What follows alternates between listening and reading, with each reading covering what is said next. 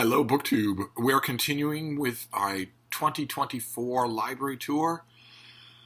I don't know why I stumbled into this. I don't know why I've embarked on this. It's an enormous amount of ground we have to cover. We are on bookcase number 2. We are still at base camp. We are on the bottom shelf. I don't know how I'm going to do the upper shelves. The first bookshelf that we did, this one here, there's only 3 shelves. And I'm filming this on a MacBook, so how am I going to do the upper shelves, if anything? We're going to find out.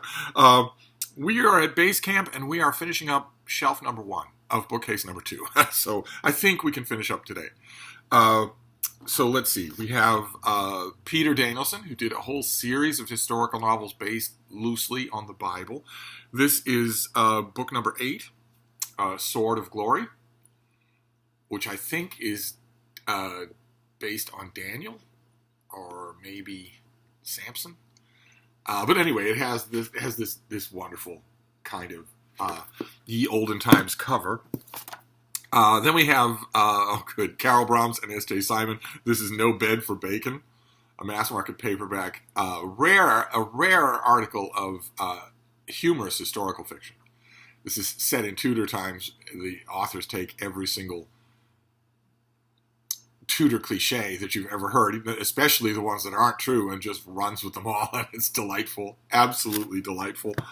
Okay, then we have Louis L'Amour, but not a Western. This is a historical novel of his that I really, really like. I think it might be my favorite thing by him. This is The Walking Drum. Set in the 12th century, travels all over the known world, goes on crusade. It's a big thing, and I used to have it as a hardcover. I had it as a hardcover while I had this channel. No idea where that hardcover is. I'm hoping that it's still here somewhere, because this paperback, I don't know. It's got one of these cardboard insets, this time for a Louis L'Amour book club. But those tend to really hurt the integrity of the binding, so that you don't get a good read out of it. Okay, great. Here we have the Rausch Quartet. So it is true. Literally every shelf is having something from Mark at Book Time with Elvis. Literally every something is having something from the glory days of the Empire. This is by Paul Scott. I've had this as a big blue hardcover, had it as a big red hardcover. It's popular with omnibus editions. I don't, at the moment, have an omnibus edition. I had one, the last one that I had I sent away to one of you. I send these out to people all the time. But I do have the mass market paperbacks. Who did this? Avon? Avon did this, yes. So, book number 1, The Jewel in the Crown. Then book number 2, The Day of the Scorpion. Then book number 3, The Towers of Silence, which is, I think, the saddest volume and also the most effective one, the most effective part of this sprawling story. And then book 4, Division of the Spoils, which I think is the longest book. It's difficult to tell with these mass market paperbacks. I got this set just so I would always have these. I believe I also have them as ebooks. But I wouldn't turn down a big, bright red Rausch Quartet hardcover. If one were to turn up with, bright red dust jacket, I mean.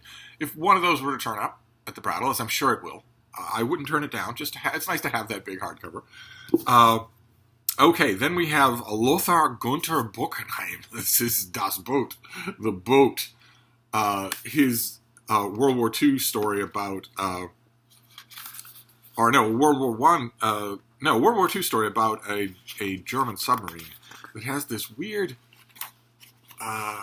poster inset, I guess, of our various characters, with a diagram on the back of it of the ship, of the boat in question.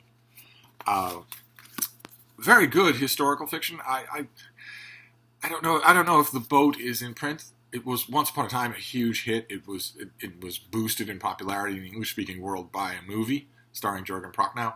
I don't know if this is still in print, and I guess this would be a little bit grabby of me, but I also don't know if there's ever been another translation. I don't know if who did this? Bantam. I don't know if they'll even tell me who did translate this. Denver and Helen Lindley translated this, and I don't know if there's ever been another translation. Okay, then we have a battered copy. This would not survive a read. This is an author named Harold Lamb. Some of you of a certain vintage will know this author. His books are immensely good. They're immensely readable. They're a weird combination of biography and fiction. And he wrote on He wrote so many books, so many different people. The one that I think this is the only one I have, is his book on Alexander the Great.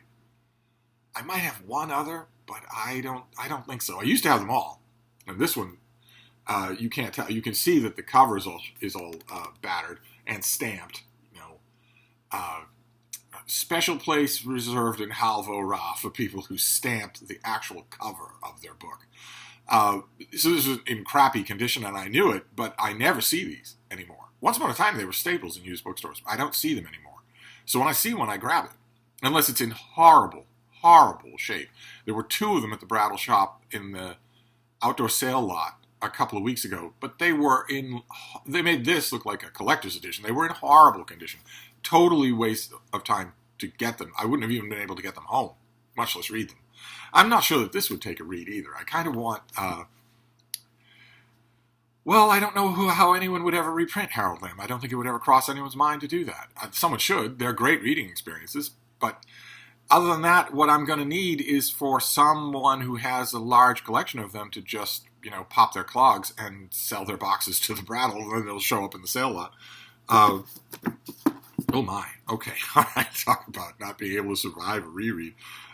This is a gigantic Megillah of historical novel. I got this a couple of years ago. This is 1,100 pages long, 1,200 pages long.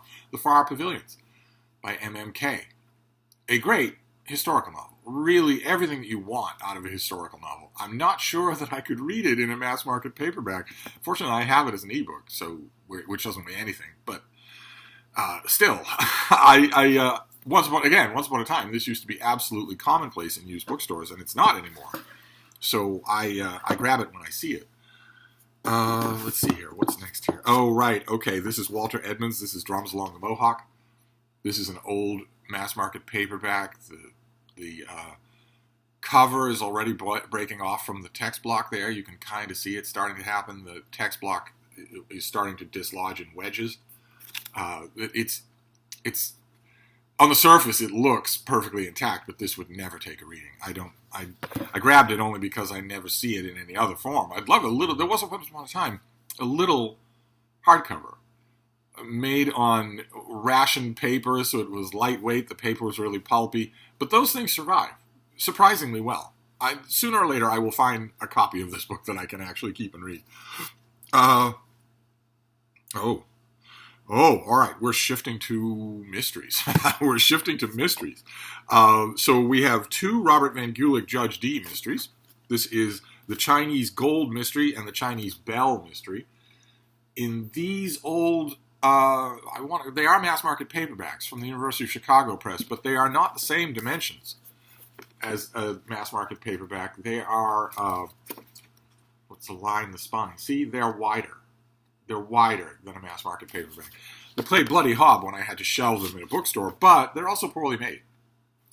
There's just a dollop of glue to keep this together. So these do break apart on you. Much the same as, do I have an example? Yes. This is a sneak peek of a future book haul. This is by Foul Play Press Books out of Vermont, and these are made the same way. They're normal mass market paperback size, but they're made the same way, they fall apart when you read them. So some of the Judge D, these are historical murder mysteries, are very, very good. There are a whole bunch of them. And some of the Judge D mysteries, I'm not sure how many of them, not sure if all of them were, but some of them were made in normal paperbacks before this run, before the University of Chicago printed them like this. Do I have any of those that I can show you? Well, I might, but we're going to have to wait to find them. But I would strongly advise, if you're interested in these and you're looking to use a bookstore that has tons and tons of mysteries, look for some of the older ones. Because even though they're older, they will hold up better to a reread. These will fall apart. This whole thing, the front, back, and spine, will pop off the text block. I just have these 2 because I have a soft spot for this. This was the format in which I encountered these books in the first place, so I have a soft spot for it. Okay, great. All right, this will help us to make up some time, too. That's great. Because, we've got cover schmutz again. Once Upon a Time, Otto Penzler, the great editor, Otto Penzler. Otto Penzler is also a great Sherlockian. He loves Sherlock Holmes, loves the canon, knows the stories backwards and forwards, and knows everything that's been written, all the pastiche stuff, all the histories and whatnot.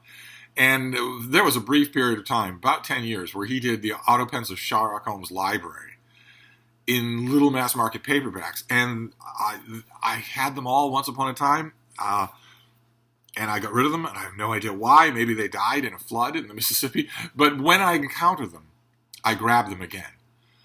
I keep meaning, in fact, this library tour will be a kick in the pants for me to do it. I keep meaning to take a picture of the ones that I have and just have it on my phone so that if I encounter another one, I'm not worried about buying a double. But I have a bunch of these. I have, this one is Vincent Starrett, another Sherlockian of the first water. This is 221B, Studies in Sherlock Holmes. See, these all look the same. They all look, this is the auto pencil Sherlock Holmes library. They all look like this with the little silhouette there on the top. Then I have 17 Steps to 221B by James Edward Holroyd. He edits these, where that's Sherlock Holmes stalking in the country, but I really doubt that Toby is a beagle, much less a basset hound. I really hope not. Then we have Baker Street Byways by Holroyd again. These are thin little things, but these are studies of Sherlock Holmes, meditations on him, some pastiches. These little volumes, you wouldn't know it to look at them, but these little volumes provide endless hours of entertainment if you love the Sherlock Holmes canon. They are endlessly entertaining. Here we have Sherlock Holmes Fact or Fiction by Blakeney. We have Holmes and Company by John Kendrick Bangs. And finally, the last one that I have is edited by H.W. Bell. This is Baker Street Studies. So I have these, and I think there are 10 others that I don't have. And what I don't get, what I don't understand, these are little mass market paperbacks, and you've got blank pages at the front and back of all of these things. What I would love to see would be for Otto Penzler, who must have the rights to these things, to bring out a volume. One huge volume, 1,000-page volume. See, let's see. See? This is 1,200 pages of small type. This is not small type, but it could be made into small type. It's not that much different. What I'd love is for Otto Penzler to bring out a big book of the Sherlock Holmes library. Put all these things together, or his favorite of them, his favorite 10 of them together, into one big floppy paperback. I would love that. Maybe he doesn't have the rights to them. Maybe it's a rights nightmare. But they're worth finding. If you see them at a used bookstore, they're worth getting if you love Sherlock Holmes. Okay, then we're hitting mysteries now. So this is George Bagby. This is Murder's Little Helper. I think, to get to a lot of these in March Mystery Madness this year. I think I put a lot of these aside for that reason and ended up just reading the 9th book in lots of series. So that March Mystery Madness derailed me. But I still have these, and I read mysteries all year long. And then we have Charles Sevilla. We saw him already for Wilkes on Trial. This is Wilkes, His Life and Crimes. So I have the 2 books. This thing here. I have the 2 books. As far as I know, these are the only Wilkes books. But I don't have them both in the same format. I don't have Wilkes on Trial in mass market. Don't know if it ever was. I don't have Wilkes, His Life and Crimes in hardcover. Don't know if it ever was. Well, let's see here. How are we going to do this? We have James McClure, The Artful Egg. Very unusual murder mystery that I have heard more about than know about. We have, this old Berkeley paperback run of Sherlock Holmes. I once had these as a box set. I think this is the only one that I have. This is The Valley of Fear. These old types. They did the usual breakup of these things. Okay, this isn't a murder mystery, I don't think. This is John Alexander Graham. This is Something in the Air. Once upon a time, there was an airport bestseller called Airport. It was sort of meta. It sold like you wouldn't believe. Airport sold like you wouldn't believe. And every publisher in the country, every publisher said, do we have anything on airports or airplanes? And if we don't, can we get something really quick? So a whole bunch of them showed up. I think this one is set in Boston. Yeah, this was set in and around Boston. Let's see here. Let's just move on. Okay, we have Philip Craig. This is A Shoot on Martha's Vineyard. one of a series of murder mysteries this author wrote set on the island of Martha's Vineyard off the coast of Massachusetts. I believe I have another one of these. Yeah, the first one, A Beautiful Place to Die. I read all of these as they were coming out and really enjoyed them. They seem a little bit programmatic to me. The whodunit is unbelievably guessable, which is, I don't know, maybe I'm spoiled as a murder mystery reader, but I don't like that. I like all the parts to be well obscured, including the red herrings. I don't want a red herring to actually, as in one of these books, I believe it's not either one of these two, but in one of these books, the red herring, in murder mysteries, a red herring is a term for a fake clue that the author is intentionally dangling in front of the reader's eyes to make them concentrate on that rather than the real clue. And urban legend says that the term red herring comes from the fact that you would drag a rotting fish, a herring, through a field in order to throw hounds off a scent. I have no idea the actual origin of the term red herring, but in one of these books, these Martha's Vineyard books, the red herring is actually a herring. I did not appreciate that, except I did. I mean, in a way, I did. But I read these as they were coming out and liked them, and then got rid of them one by one. I thought, murder mysteries, not going to save them, not going to want to reread them. I didn't know how much I would want to reread murder mysteries. I didn't know. I do very much want to reread murder mysteries. There's a huge amount of fun in that. But years and years later, YouTube came along. I had no idea YouTube would ever exist when I was reading these. And BookTube came along. And then eventually Bill Rutenberg came along at the Rutenberg Library. And he mentioned in one of his videos, a few of his videos, that he found some of these and loved them. And I thought, it was like one of those lights going off that BookTube always does.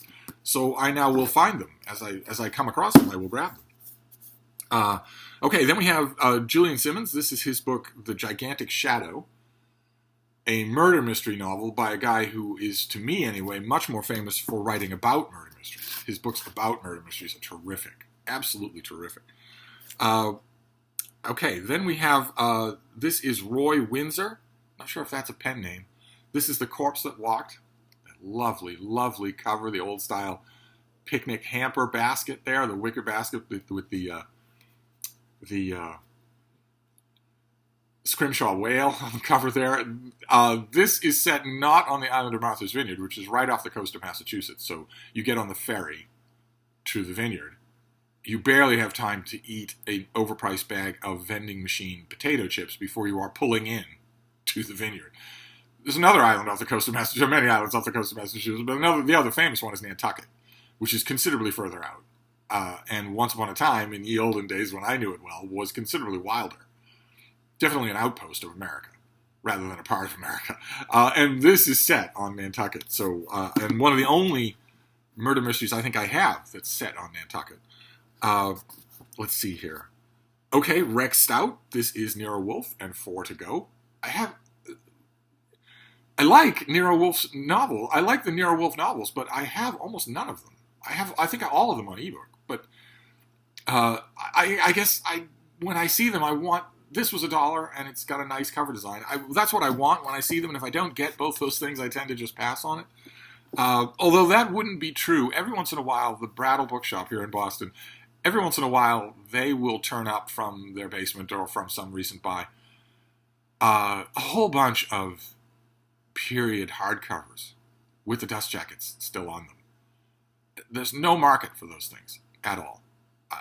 So if they're in good enough shape, they just end up in the sale lot. It's entirely possible in the course of this year alone, if I wait just that long, I could come up with dozens and dozens of Nero Wolfe novels in those little hardcovers. I might get them. You never know. Then we have Elizabeth Marchand, Buried in the Past. I rather enjoyed this. A neat cover design, too. I went through, as most murder mystery fans do, I went through a English country village phase.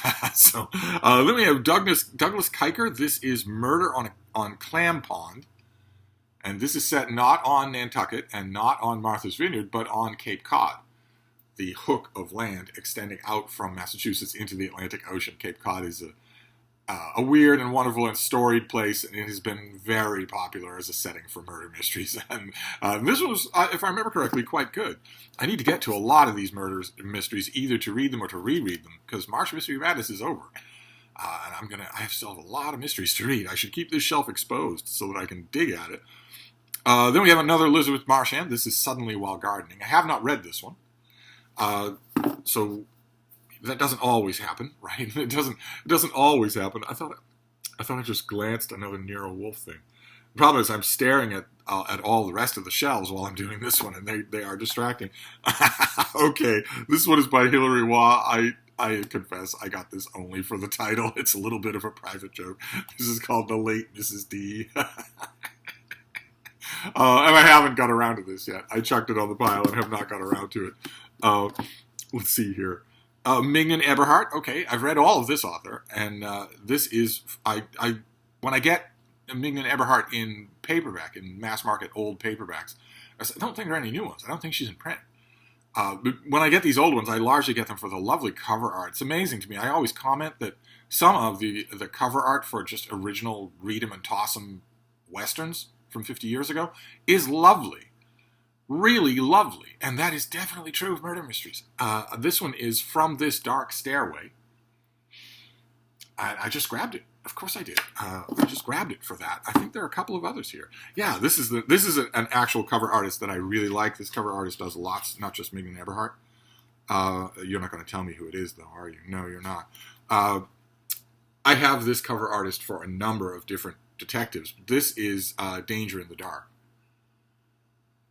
The kind of collage thing, whoever this artist is, they do a collage kind of thing, always against a modeled background, but you've got, none of these things are together, obviously. These are just elements of the book, and that usually applies. I have this design for a number of different mysteries, and I love it. This was also terrific. I'm not always the biggest fan of Mignon Eberhardt, but okay.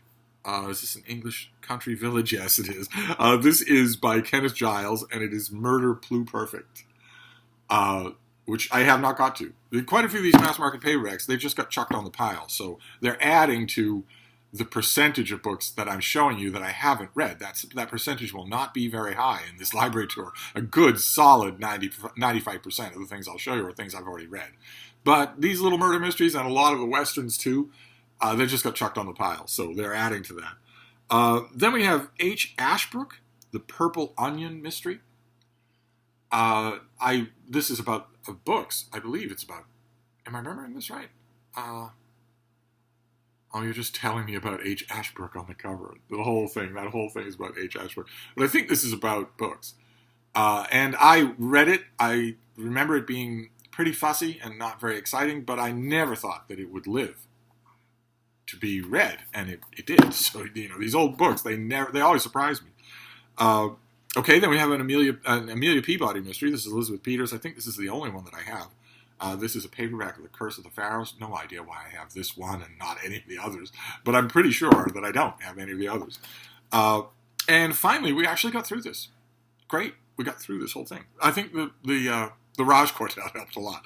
Then finally we have Penguin Books did a whole bunch of mass market paperbacks of my beloved Rumpole of the Bailey by John Mortimer. And I don't think they were ever for sale in the United States. I never saw them. I certainly never sold them.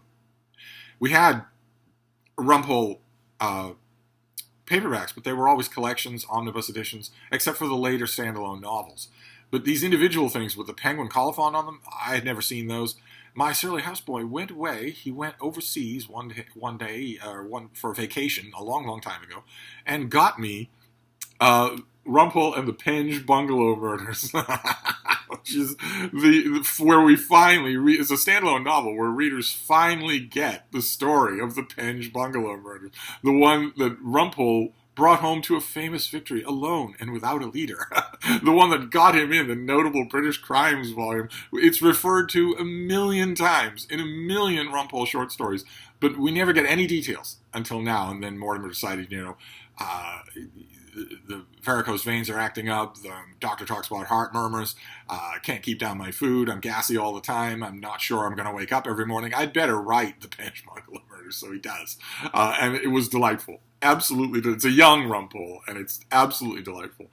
And there you go. That is not only the finish of bookcase number 1, but the finish of Base Camp. We are done with this first shelf.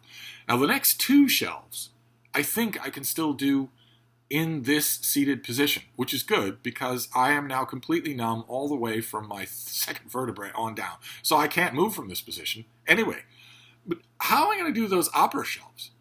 No idea. I'll figure it out. I'll figure it out. Because if I'm going to do this, if I'm going to drag you along, I'm going to do this all on my MacBook. So somehow I'm going to do that. But anyway, that is the bottom shelf here. So we are done, and we'll move on to the next shelf next time. So I will see you then. Thank you, BookTube.